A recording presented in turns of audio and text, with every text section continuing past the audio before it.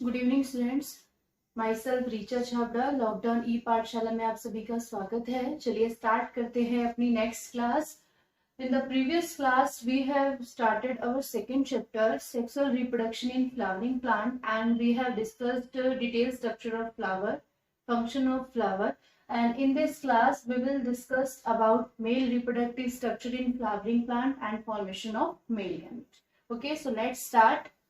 As you know, male reproductive part of the flower is androecium and its unit is stamen. किसी भी flower के अंदर जो reproductive part है, male reproductive part है, उसको हम क्या कहते हैं? एंड्रोशियम कहते हैं। और उसकी यूनिट को हम क्या कहते हैं? स्टेमन कहते हैं। जब बहुत सारे स्टेमन आपस में मिलते हैं तो क्या बन जाता है? मेल रिप्रोडक्टिव पार्ट बन जाता है, मेल रिप्रोडक्टिव ऑर्गन बन जाता है, जिसको हम बोल देते हैं एंड्रोशियम। ठीक है। तो अगर हमें मेल रिप्रोडक्टिव पार्ट के बारे में, उसकी यूनिट के बारे में डिटेल में पढ़ना है तो हम क्या करेंगे? फ्लावर में से मेल रिप्रोडक्टिव यूनिट जो स्टेमन है उसको प्लकर की हेल्प से निकाल देंगे। ठीक है। तो हमने जब स्टेमन को प्लकर की हेल्प से निकाला तो हमें इस तरह की एक स्ट्रक्चर दिखाई देती है। ठीक है। The structure of स्टेमन, it has the two important part, first is anther and second is filament. Anther is the fertile part of the stamen in which pollen grains or microspores are produced and filament help in attachment. जो क्या है? जहाँ पे खजाना भरा हुआ है। खजाना मीन्स कि जहाँ पे पोलन ग्रेन्स बनते हैं और यही पोलन ग्रेन्स पॉलिनेशन के प्रोसेस से फीमेल रिप्रोडक्टिव पार्ट तक जाते हैं और वहां पर जो ओवा होता है उसको फर्टिलाइज करते हैं और फर्टिलाइजेशन के बाद वो सीड बन जाता है और उसी सीड को आप जर्मिनेट करते हो तो आपको बहुत सारे पौधे, बहुत सारे प्लांट्स मिल जाते हैं। फ्लावर है, फ्लावर की स्ट्रक्चर है जो हमने लास्ट प्रीवियस क्लास में पढ़ी भी थी। तो जैसे ये फ्लावर, ये थैलेमस पार्ट है, ये इसकी पेटल्स हैं, यहीं पे क्या होगा? फीमेल रिप्रोडक्टिव पार्ट होगा और यहीं से क्या है? हमारे स्टेमन ऑरिजिनेट हुए हैं। ठीक है। तो फिलामेंट ये क्या है? ये फिलामेंट की हेल्प से इसके साथ अटैच है। तो ये स्टेमन के टू एंड होते हैं। फर्स्ट एंड है इसका प्रोक्सिमल, प्रोक्सिमल मतलब पास वाला, and second is distal end, distal means दूर वाला एंड। तो प्रोक्सिमल एंड क्या है? मतलब पास वाला हिस्सा है इसका, जो क्या है? थैलेमस के साथ अटैच है, जुड़ा हुआ है, जो थैलेमस के पास है। और डिस्टल एंड कौन सा होगा? जो दूर वाला पार्ट है। तो एंथर वाला पार्ट जो होगा उसका वो कौन सा है? डिस्टल एंड पे है। और जो ये फिलामेंट जहां पे ये थैलेमस के साथ अटैच रहता है, ये इसका कौन सा एंड है? प्रोक्सिमल एंड है। ठीक है। एंथर के अंदर क्या होते हैं? टू लोब प्रेजेंट होते हैं। फर्स्ट लोब इज रेड, जो आपको दिख रहा है, दूसरा ग्रीन कलर में दिख रहा है। तो ये टू लोब प्रेजेंट है। तो मोस्टली एंथर में क्या होते हैं? टू लोब प्रेजेंट होते हैं। ठीक है। तो anther has a two lobed, anther is bilobed structure, जिसमें दो लोब पाए जाते हैं। ठीक है। जहां पे भी एंथर में टू लोब प्रेजेंट होंगे उस एंथर के लिए जो हम टू टर्म यूज करेंगे वो क्या करेंगे? डाइथिशियस एंथर, डाइथिशियस एंथर। लेकिन कुछ प्लांट्स में, जैसे मालवेसी फैमिली के कुछ प्लांट्स में क्या होता है कि एंथर में सिर्फ एक ही लोब प्रेजेंट होता है। जहां भी एंथर में एक ही लोब प्रेजेंट रहेगा उसके लिए हम क्या वर्ड यूज करेंगे? मोनोथीशियस एंथर।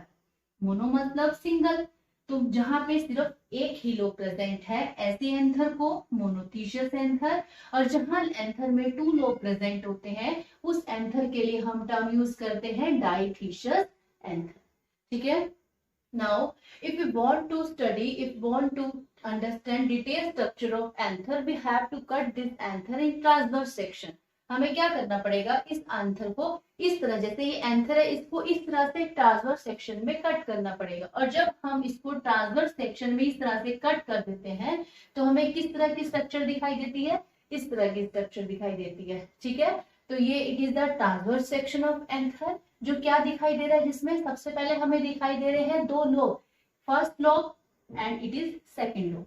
ठीक है। तो इस एंथर में भी कितने लोब प्रेजेंट हैं? दो लोब प्रेजेंट है। ग्रीन और रेड आपको दिख रहा है, यहाँ पे भी आपको टू लोब दिख रहे हैं, first lobe and second lobe.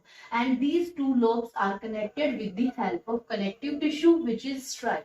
दो लोब कनेक्टिव टिश्यू के द्वारा आपस में जुड़े रहते हैं। ठीक है। तो ये डाइथिशियस एंथर हो गया जिसमें दो लोब दिखाई दे रहे हैं। और अब आपको क्या दिख रहा होगा? यहाँ पे ये जो फोर 1 2 3 4 बड़े बड़े सर्कल टाइप स्ट्रक्चर दिखाई दे रही है, ये मोस्ट इंपॉर्टेंट स्ट्रक्चर है। यही तो खजाना भरा हुआ है, यही तो पोलन ग्रेन्स बनेंगे, यही तो माइक्रोस्पोर बनेगा। तो ये जो आपको दिखाई दे रही है जो इंपॉर्टेंट स्ट्रक्चर है, जहां पे हमें क्या मिलेंगे, पोलन ग्रेन्स मिलेंगे, माइक्रोस्पोर बनेंगे, इसको क्या कहते हैं, माइक्रोस्पोरेंजियम। क्या कहते हैं, माइक्रोस्पोरेंजियम। तो क्या दिख रहा है आपको कि एक लोब में, अगर हम इसको यहाँ देखें, एक लोब में कितने माइक्रोस्पोरेंजियम है, 2। तो 1 2 3 4 टोटल एंथर में कितने माइक्रोस्पोरेंजियम हो गए, 4। तो इसके लिए हम क्या बोल देंगे, टेट्रास्पोरेंजिएट। टेट्रास्पोरेंजिएट, ठीक है। तो डाइथिशियस एंथर है, टेट्रास्पोरेंजिएट है। टेट्रा मीन्स 4, स्पोरेंजिएट मतलब माइक्रोस्पोरेंजियम, जिसमें 4 माइक्रोस्पोरेंजियम प्रेजेंट है। और इसी माइक्रोस्पोरेंजियम के अंदर माइक्रोस्पोर बनते हैं, पोलन ग्रेन्स बनते हैं, ठीक है। उसके बाद हम देखेंगे हमें क्या और क्या दिखाई दे रहा है, wall of anther and transverse section of anther shows following layers. Following layers की जो एंथर को चारों तरफ से क्या कर रही है, कवर कर रही है, ठीक है। तो हम इसको 1 बाय 1 डिटेल में पढ़ेंगे कि एंथर के अंदर जो है 4 लेयर्स प्रेजेंट होती हैं। और when we are going from outside to inner side, following layers are present. First is epidermis layer, कि अगर हम बाहर से अंदर की तरफ चलते हैं तो हमें बाहर, सबसे बाहर एक लेयर दिखाई देती है जिसको बोलते हैं एपिडर्मिस लेयर, जैसे आपकी स्किन है, ठीक है। तो यहाँ पे भी जो बाहर की लेयर है इसको क्या बोलते हैं, एपिडर्मिस बोलते हैं। ऐसे ही इसमें प्लांट्स के केस में होगा। तो outer most layer of the anther is epidermis. एक सिंगल लेयर प्रेजेंट है, सब जगह होगी लेकिन दिखाया सिर्फ यहीं पे गया है कि एक सिंगल लेयर प्रेजेंट है, ठीक है, जो आउटर मोस्ट लेयर है बाहर की तरफ प्रेजेंट है, जिसको क्या कहते हैं, एपिडर्मिस कहते हैं।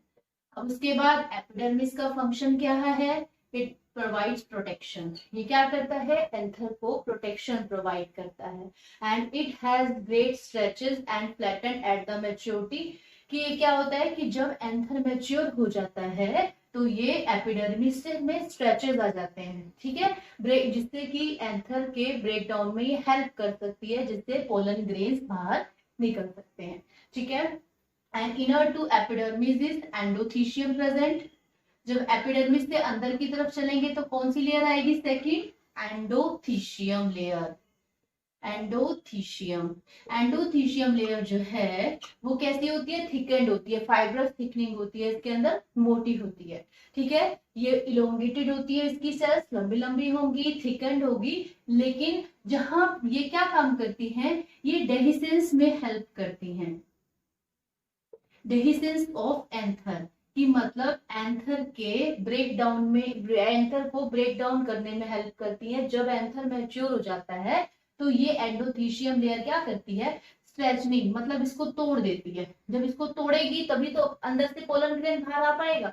तो इसका फंक्शन क्या है, डेहिसेंस ऑफ एंथर में हेल्प करती है, ब्रेक डाउनिंग में हेल्प करती है। और कहां से, जहां से भी एंथर का ब्रेक डाउन होता है वहां पे एंडोथीशियम, और मोटी ना होके क्या होगी, पतली होगी। और उस हिस्से को हम क्या बोलते हैं, उसको बोलते हैं स्टोमियम,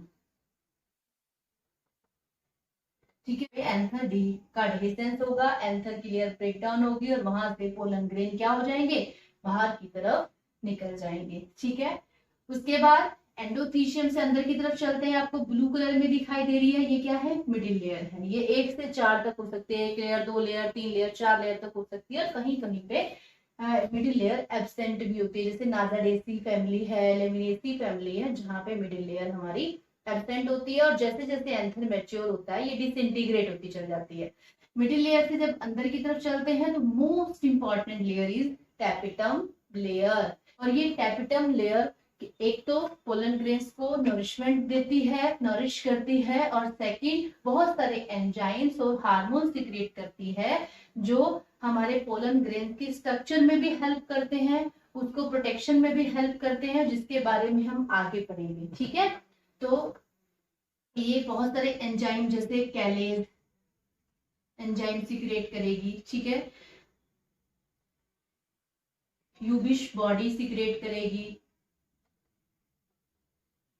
ठीक है, पोलन किट सीक्रेट करेगी, जो क्या करेंगी, आगे पोलन ग्रेन की हेल्प करेंगी, जिसको हम जब पोलन ग्रेन्स पढ़ेंगे उसके बारे में। ठीक है, के अंदर 4 माइक्रोस्पोरेंजियम प्रेजेंट है। ठीक है, हमने क्या किया, एक माइक्रोस्पोरेंजियम को अलग निकाला। अब माइक्रोस्पोरेंजियम के अंदर क्या बनते हैं, माइक्रोस्पोर बनते हैं, मतलब पोलन ग्रेन्स बनते हैं। पहले माइक्रोस्पोर पोलन ग्रेन्स बन रहे हैं, इसका मतलब स्पेशल कुछ तो प्रेजेंट होगा, तभी तो इसी के अंदर पोलन ग्रेन्स बन रहा है, इसी के अंदर माइक्रोस्पोर बन रहा है। यहाँ क्यों नहीं बन रहा, यहाँ क्यों नहीं बन रहा, इसी के अंदर क्यों बन रहा है, इसी के अंदर इसलिए बनता है क्योंकि माइक्रोस्पोरेंजियम के अंदर एक स्पेशल टाइप का टिश्यू प्रेजेंट होता है, और उस टिश्यू को हम क्या बोलते हैं, स्पोरोजिनस टिश्यू। जियम के अंदर स्पोरोजिनस टिश्यू प्रेजेंट होता है, या फिर इसको हम आर्कीस्पोरियल टिश्यू भी बोल सकते हैं, जो माइक्रोस्पोर को बनाता है। क्या पढ़ेंगे, अब हम ये देखेंगे किस तरह से स्पोरोजिनस टिश्यू माइक्रोस्पोर को बनाती है। ठीक है, तो ये जो स्पोरोजिनस टिश्यू है, जिसके अंदर स्पेशल कैपेसिटी है कि ये माइक्रोस्पोर बना सकता है, तो ये स्पोरोजिनस टिश्यू है मदर सेल्स बनाता है। मदर से ही तो बनेगी बेबी, तो माइक्रोस्पोर मदर सेल्स बनाएगा। ठीक है, जिसको MMC कहते हैं। ठीक है, या फिर इसको हम PMC भी कह देते हैं, पोलन मदर सेल। ये क्वेश्चन आपका 11th क्लास में पूछा भी गया था, PMC की फुल फॉर्म क्या होती है। ठीक है, तो स्पोरोजिनस टिश्यू माइक्रोस्पोरेंजियम है, माइक्रोस्पोरेंजियम में स्पोरोजिनस टिश्यू है, स्पोरोजिनस टिश्यू के अंदर स्पेशल एबिलिटी है कि ये माइक्रोस्पोर डेवलप करा सकती है। तो माइक्रोस्पोर डेवलप कराने के लिए इसको मदर सेल बनानी पड़ेगी, तो ये या तो माइक्रोस्पोर मदर सेल कह सकते हो या इसको पोलन मदर सेल कह सकते हो, दोनों एक ही चीज है। जब ये इमेच्योर है तो माइक्रोस्पोर, और जब ये मैच्योर हो जाएगा एंथर, तो माइक्रोस्पोरेंजियम किसमें बदल जाएगा, पोलन सैक में बदल जाएगा, और ये माइक्रोस्पोर किसमें बदल जाएंगे, पोलन ग्रेन्स में बदल जाएंगे। तो दोनों का मीनिंग सेम ही है। मदर कैसी है, डिप्लॉयड है, जहां पे क्या है, ये 2n कंडीशन है। ठीक है, अब ये क्या करेगी, मियोसिस करेगी, और जब मियोसिस करेगी तो क्या होगा, कितनी सेल्स बनाएगी, 4 सेल्स बनाएगी। जब ये 4 सेल्स बनाएगी तो क्या हो जाएगा, इसके अंदर नंबर ऑफ क्रोमोसोम हाफ रह जाएगा।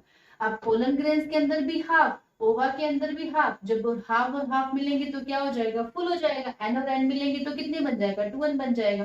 तो इसीलिए माइक्रोस्पोर मदर सेल्स में कौन सा डिवीजन होगा, मियोसिस का डिवीजन होगा।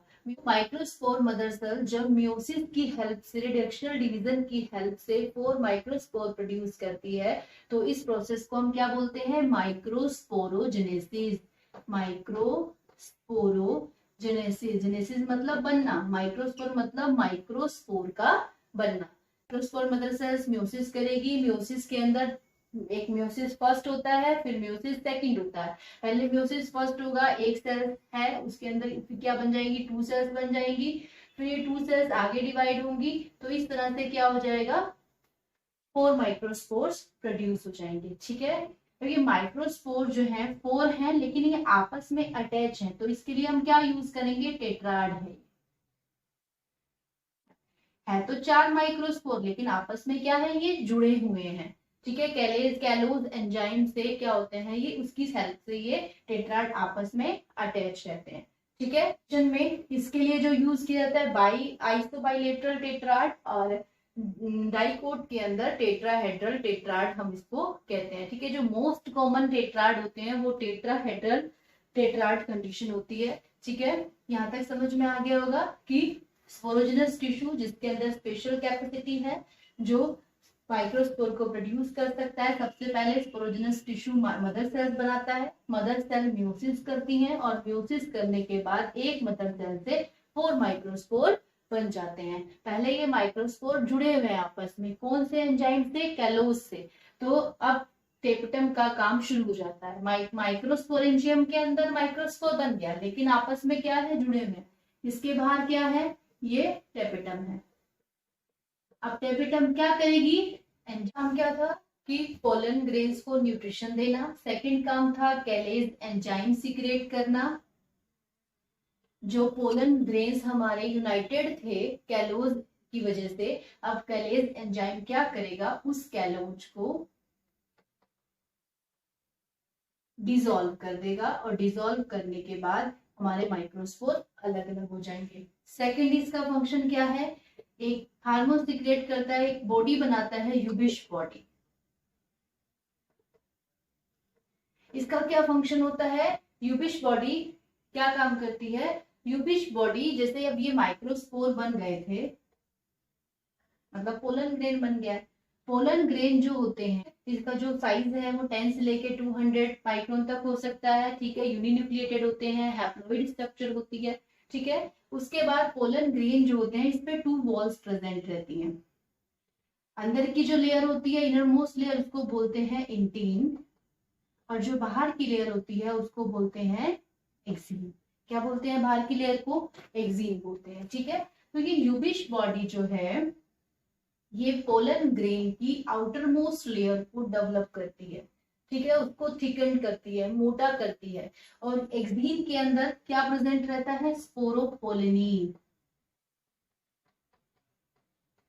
यूबिश बॉडी स्पोरोपोलिनीन सीक्रेट करती है, और जो पोलन ग्रेन की आउटर मोस्ट लेयर बनाता है, जिससे पोलन ग्रेन के अंदर रेजिस्टेंस डेवलप होता है कि इसको कोई एसिड, कोई एल्कलाइन या कोई भी इसका कुछ भी बिगाड़ नहीं पाता है। इसी की वजह से हम पोलन ग्रेन को काफी टाइम तक स्टोर करके -96 में रख सकते हैं, ठीक है। तो ये स्पोरोपोलिनीन किसने दिया है, इसको यूबिश बॉडी ने दिया है, और जिसको किसने सीक्रेट किया है, टैपेटम ने सीक्रेट किया, ठीक है। तो ये फंक्शंस कहीं पूछे जा सकते हैं शॉर्ट क्वेश्चंस में, इसको आप अच्छे तरीके से याद कर लीजिएगा, ठीक है।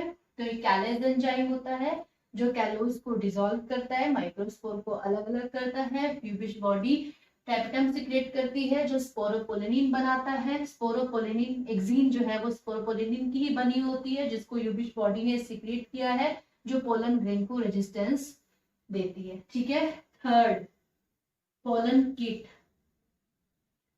जो एंटोमोफिलस प्लांट्स होते हैं जहां पर इंसेक्ट की हेल्प से पॉलिनेशन होता है, तो वहां पोलन ग्रेन्स कैसे होते हैं, स्टिकी होते हैं, जिससे कि जैसे इंसेक्ट उस पे आता है, फ्लावर पे बैठता है, तो पोलन उसके साथ चिपक जाते हैं। तो जब पोलन चिपक जाते हैं इसका मतलब पोलन स्टिकी है, तो जो स्टिकीनेस है वो पोलन किट प्रोवाइड कराती है, ठीक है। और पोलन किट किसके थ्रू सीक्रेट की जा रही है, पोलन किट को कौन सीक्रेट करता है, secretory tapetum, glandular tapetum pollen kit को सीक्रेट करती है, जो एंटोमोफिलस प्लांट है जहां पे इंसेक्ट के थ्रू पॉलिनेशन होता है। तो पोलन को स्टिकीनेस प्रोवाइड कौन करता है, पोलन किट, और जिसको किसने सीक्रेट किया है, टैपेटम ने सीक्रेट किया। सबसे छोटा पोलन ग्रेन्स मायोसोटिस का होता है, और सबसे बड़ा जो पोलन ग्रेन होता है कुकुरबिटेसी का, नेक्टेजेनेसी फैमिली का पाया होता है, ठीक है। तो इसके बाद हम स्टडी करेंगे फॉर्मेशन ऑफ मेल